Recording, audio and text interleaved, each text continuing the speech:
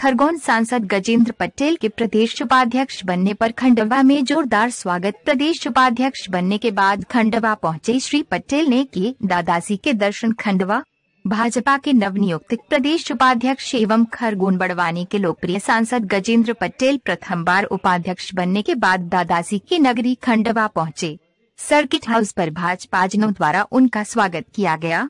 Media प्रभारी सुनील जैन ने बताया कि हर्ष का विषय है कि विगत दिनों भाजपा के प्रदेश अध्यक्ष विष्णुदत्त शर्मा ने भाजपा संगठन की प्रदेश कार्यकारिणी की घोषित की थी, जिसमें निमाड़ जिले से खरगोन के सांसद गजेंद्र पटेल को प्रदेश उपाध्यक्ष का दायित्व सौंपा गया।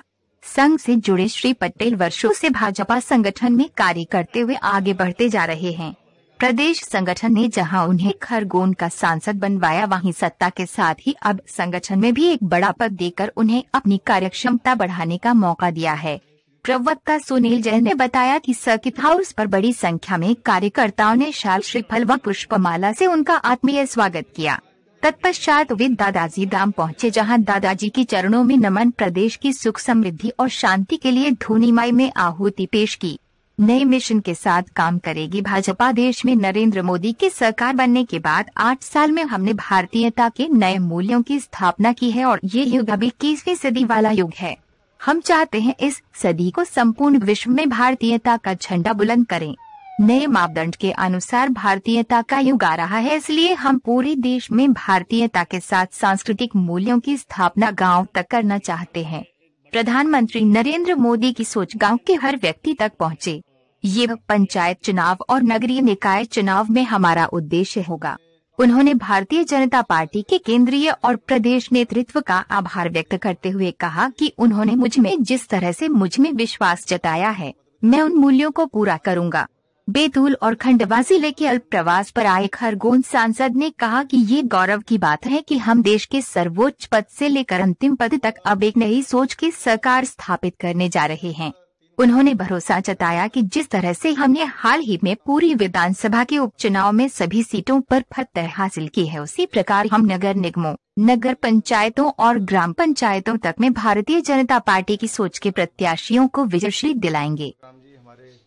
महापौर सम्माननीय सुभाष जी, भारतीय जनता पार्टी के समस्त कार्यकर्ता यहाँ पर उपस्थित हैं और यही भारतीय जनता पार्टी का मूल है, जहाँ पर कार्यकर्ता रहता है, कार्यकर्ता के पदों का सृजन होता है, कार्यकर्ता के पदों का परिवर्तन होता है। इसलिए आज मैं अभिभूत हूँ, खंडवा में मैं हूँ और नए मिशन के साथ में हम लोग काम करना चाहते हैं, क्योंकि पार्टी मध्य प्रदेश में भी सरकार है और देश में भी सरकार है और अब हम 21वीं युग की ओर चल रहे हैं और 21वीं युग में जिस मापदंडों पर ये देश विकास की ओर चलना चाहिए, ये युग भारतीयता का युग रहेगा। इसके लिए देश की सरकार और प्रदेश की सरकार नीचे से लेकर ऊपर तक के सब काम करने का प्रयास शुरू कर दिया है। इसलिए तमाम प्रकार की सरकार की योजनाओं को लेकर संगठन के माध्यम से नीचे ग्राम में, गाँव के फलिए तक हमारी सरकार की योजना का लाभ जनता को मिले और संगठन स्तर पर ये संगठन के कार्यकर्ता भी नीचे तक पहुँचाएँ, इसकी व्यापक तैयारी हम लोग करेंगे और निश्चित तौर पर पूरे विश्व में सबसे मजबूत कोई राजनीतिक दल का अगर संगठन है तो भारतीय जनता पार्टी का संगठन है और इस आशा के साथ में हम संगठन में काम करेंगे। मैं पुनः प्रदेश संगठन का नेतृत्व का हृदय से आभार व्यक्त करता हूं, उन्हें धन्यवाद देता हूं। भैया, सामने अभी नगर निकाय चुनाव आ रहे हैं और इस चुनाव को लेकर किस तरह की रणनीति है और क्या एक स्ट्रेटजी होगी?